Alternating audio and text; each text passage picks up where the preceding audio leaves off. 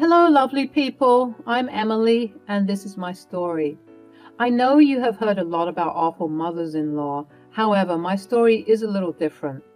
My story is going to give you hope that good mothers in law do exist in the world. While I was not so lucky to have a good husband, I did get an awesome mother in law. It was 3 years ago that I married my husband. He was my colleague in the office I was working at. Carl, my husband, has a pretty charismatic personality.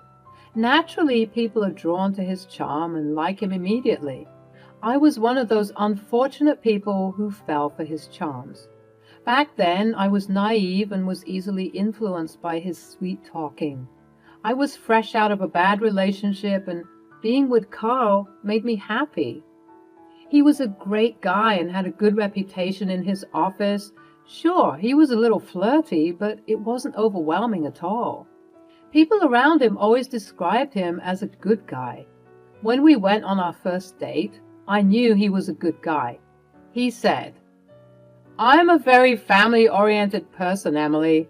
I know you have the same values as me. You see, my disabled mother lives with me. My dad left her after she became disabled. However, I am a good son and promise to take care of her. Family is very important to me." "I'm glad you said that, Carl. I love that you take care of your mother. It must be hard taking care of the entire household and balancing your work life." "Oh, it's very difficult, but there is no other way.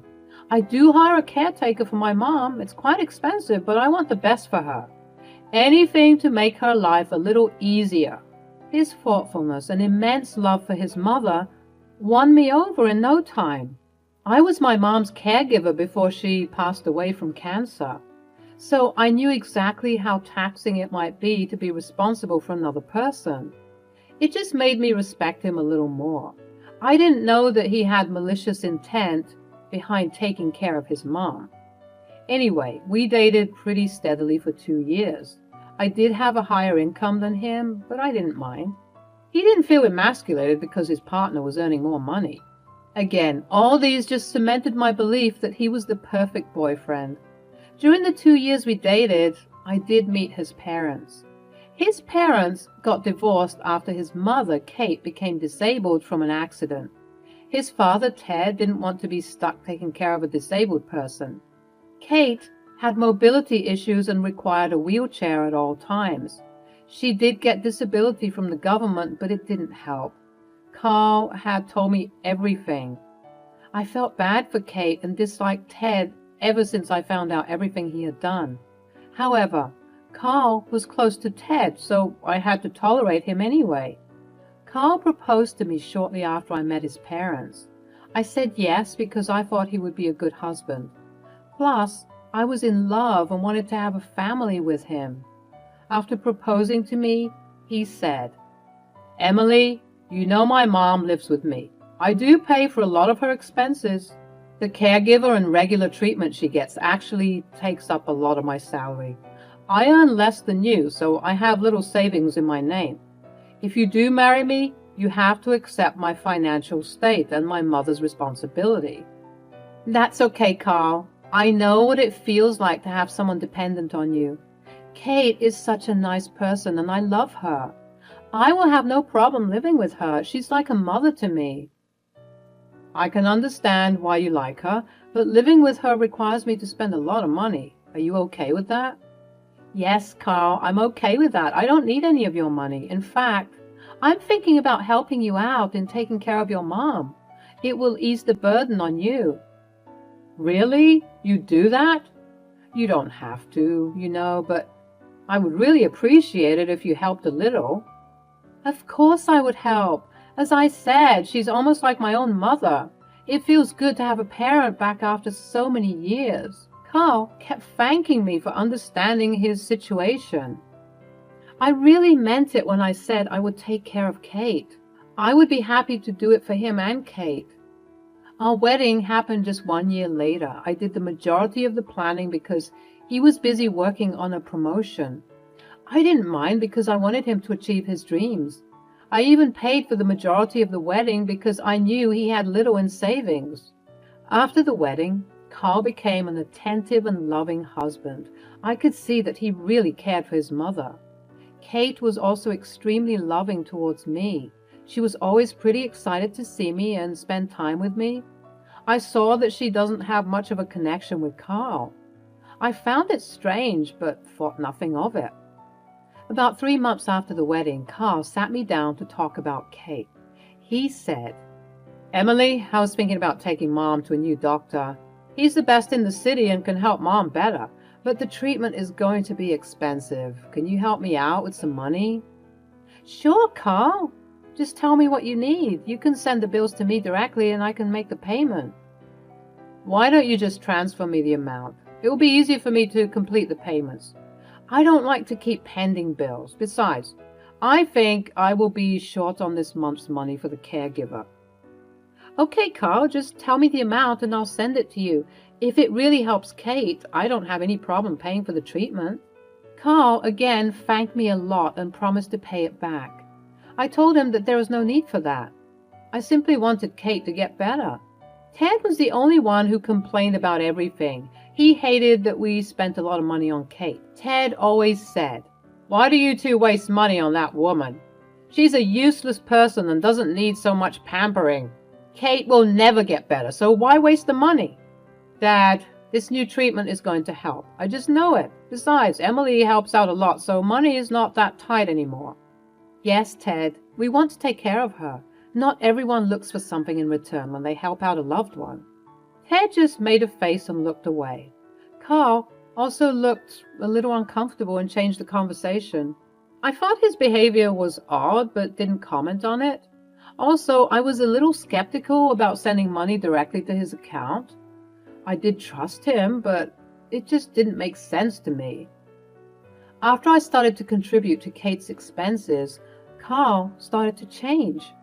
He became a little demanding with money requests and pulled all sorts of excuses. He appeared to be short of money every month. Slowly, he was almost taking away $1,000 from my paycheck every month. The amount was absurd, but I knew that the treatment was expensive. However, Kate wasn't showing any signs of getting better. Carl was also paying less attention to me. He came home late from work and always went straight to sleep. Helping with housework was out of the question. When I asked him about his behavior, he said, "I'm working hard for a promotion, Emily. You see how long I stay in the office? I need a break. You don't have anything to do in the house, so might as well do the chores. You come back home earlier than me anyway."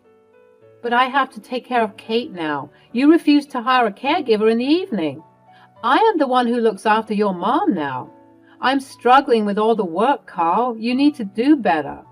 "You knew what you were getting into. I remember telling you everything. You agreed to help out with Mom. There is no reason why you are complaining now." "I can take care of your mom, Carl, but I can't be the only one who does everything. She is your mom. You need to step up too." "I have been taking care of her for so long. I need a break. Since you like her so much, you can deal with her. Now leave me alone."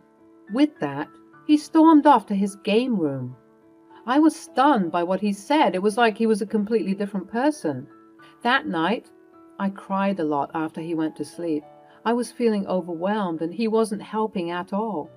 I blamed his work for making him this way. The new project was taxing and I knew that he was working with a lot of new hires. One of these new hires was Cherry. She's equally popular in our office as Carl. They seemed to have hit it off immediately. I was slightly uncomfortable with their closeness, but I trusted my husband. I knew it was normal for him to be a little flirty, but I always thought he wasn't going to cheat. I was so wrong when I found out the truth. One day, when I was back from work, Carl sat me down and told me that he had planned a vacation.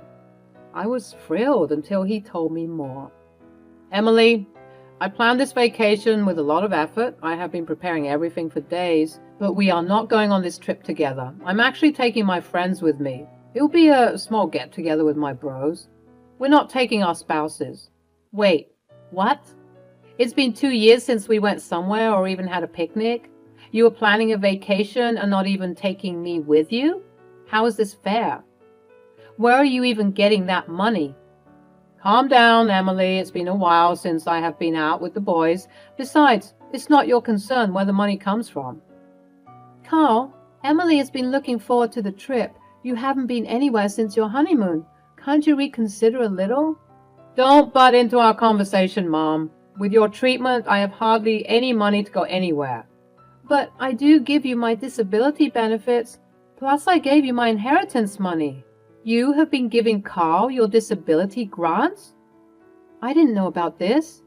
Shut up, Emily. You don't have to know everything. This is between me and Mom. I was so angry that I couldn't think straight. First, he tells me he's leaving me home and going on a vacation with his friends. Then, I come to know that he's taking money from Kate. My head is spinning. However, I didn't know what to say. I was already pretty pissed at how he was treating me at home. Just before he left for the trip, he gave me even worse news. He said, Mom's caregiver won't be coming again. I've let her go. She was charging too much. I can't pay for that anymore. From now on, you will be taking care of her. In the morning, she can manage on her own. You just decided that without consulting me? Why do you think I will do as you say? Kate cannot be alone in the morning. This is ridiculous. I'm already paying so much money. Now you want me to take care of Kate completely? I'm not qualified to do so. Look, I don't care how you manage. You already said she's like your mother. I'm tired of her now. You can have her. She's just draining me financially. Mom is pretty useless anyway. Don't talk about her that way. She's your mom. Why are you acting so weird? You don't even spend time with me anymore. I don't understand this. You have changed, Carl. Carl wouldn't talk to me anymore. He just left the house and didn't return till late at night. I stayed up for him and waited. However, he just got home and went straight to bed. Kate heard our entire conversation and was pretty hurt. She also apologized for being a burden on me. I told her that she's not a burden. After a couple of days, everything was back to normal at home. Taking care of Kate was hard, but I was managing. I even shifted to work from home to help Kate out. However, things between me and Carl were still tense. The day before his trip, I had to go to the office to submit a file in person. I met Cherry on the way. She smirked at me and said, Hey, Emily, I heard you're back at home taking care of your mother-in-law. What a shame. The weather's great and it will be a nice trip to the beach. Good thing my weekends involve more than babysitting a disabled lady. What do you mean, Cherry? And don't talk about Kate that way. Well, whatever. See you around, Emily. Carl and I are pretty busy these days. You don't need to wait for him. I'll tell you said hi. Bye. I didn't like the way Cherry spoke to me. My senses were immediately on alert. Her words also caught in my head. I knew something was going on between them. I went home without seeing Carl. I didn't feel like seeing his face. When he came home that night, he seemed excessively giddy. The vacation was really making him very happy. Cherry's words kept playing in my head, so I decided to snoop a little. What I found on his phone stunned me. He and Cherry were the ones going for the seaside vacation. There was no plan with his guy friends. It was a getaway with his mistress. I scrolled through the messages and found that he had been cheating on me with Cherry for 6 months. He even sent her money and bought her gifts with the money I was giving him. I was crushed. I didn't want to believe it. I quickly shut the phone so that Carl wouldn't find out. After Carl left the next day, I let my emotions get the best of me. I cried the entire day and kept thinking about my life. I made the mistake of marrying a cheater. All this time, I was hoping Carl would go back to his loving self. He was just turning out to be even worse. He was off on a romantic vacation with his mistress while I looked after his mother. Kate found me upset and crying in my bedroom. She sat me down and told me to talk to her. I said, Carl is cheating on me, Kate. He left to have a vacation with his mistress. I found out yesterday. I don't know what to do. I didn't stop him because it was useless. He had already been with her. I don't want to see his face again. Oh my God, Emily, I'm so sorry. I can't believe he did this. This is not how I raised my son. Day by day, he's turning into his father. You need to do something, Emily. What will I do, Kate? You know I've been giving him money for your treatment. Turns out he was spending that on his mistress. I feel humiliated. You were sending him money? Why would you do that, Emily? I didn't start any new treatment. In fact, he didn't take me to a doctor for an entire year. When we go out, he simply drives around and goes to a restaurant. He eats out with his friends and leaves me in the car. What? So he hasn't been helping you at all? No, Emily, he just wants to take my money and spend it on himself. I didn't know he was also taking your money. I'm so sorry, Emily. You have had to sacrifice a lot because of me.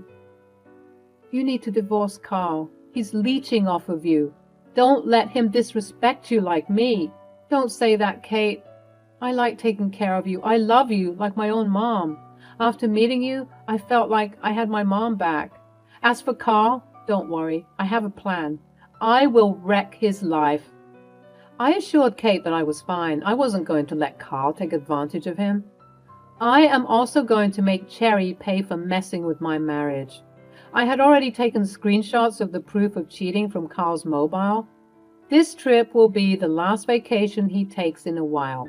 The first thing I did the next day was to contact a divorce lawyer. I met with a good lawyer and gave him all the proof I had. I was also going to sue Cherry for alienation of affection. With the evidence I had, my lawyer was confident that I would win. He advised me against talking to human resources before the divorce. If Carl loses his job, he may demand alimony. My lawyer drew the divorce papers before Carl came back. When Carl returned from his vacation, I was ready and waiting for him. Kate was also present. He looked like a deer caught in headlights. I calmly sat him down and said, I know you've been cheating on me, Carl. I have all the proof. I have drafted divorce papers to make things easier for you. I'm leaving you, Carl. You can go stay with your side piece. What? No, you have zero proof of my cheating. There is no way I'm signing those papers. I have screenshots from your mobile, Carl. You cannot deny it. Plus, I have proof you were sending her money from our joint account. You think I was dumb enough not to check that? Emily, listen to me. You cannot leave. Let's talk. You need to think about it. Mom, she needs you more than me anyway. Who will take care of her if you leave? I can't afford to do it. I know what you have been doing with my money, Carl. I also know that Kate has been giving you her disability grants. She is the one who said I need to divorce you. I would have done it anyway since you have been taking advantage of me. I will take care of Kate. She is not your problem anymore. She's right. I don't want to stay married to a loser like you. You're even worse than your father. At least he didn't cheat on me. You can find somewhere else to stay. This is my house and you are not welcome here anymore. Emily can stay if she wants. No, you can't do this to your son. This house will be mine when you die. I'm the future owner of this place. Emily needs to move out if she leaves me. Absolutely not. I will never give you this house. You have not only stolen from Emily, but also from me. You say goodbye to my money as well. I will give you exactly 1 month to leave. The eviction notice is in your room. No, you can't do this to me. Where will I go? Carl just kept begging us to forgive him. He knew that he had messed up and we had the upper hand. Additionally, he lost whatever money he was milking out of us. He even cried when I handed him the divorce papers. He was begging me to reconsider. Carl called his father, who berated me for leaving him. Kate simply took the phone and gave him an earful instead. After 1 month, Carl was forced to move in with his dad. His mistress was also becoming agitated because Carl had stopped spending money on her. I pressed him for the divorce and threatened to tell his boss about the affair. He got scared and signed over the papers. However, I wasn't going to stop there. I still went ahead and sent the proof of the affair to his boss. Suffice it to say, both of them lost their jobs. I was on vacation with Kate when it happened. I missed the drama, but was glad I wouldn't have seen them anymore. I also went ahead with the alienation of affection suit against Cherry. They showed up to the hearing and looked like shit. She even begged me to withdraw the suit because she and Carl were out of jobs. I simply told her that was her punishment for messing up a marriage. I still stay with Kate and look after her. She will be my family even if Carl isn't. Kate had even talked about leaving the house to me. I haven't accepted, but she is adamant. I have gone back to the dating scene and been on some dates. I still haven't met the one, but I am really looking forward to the future.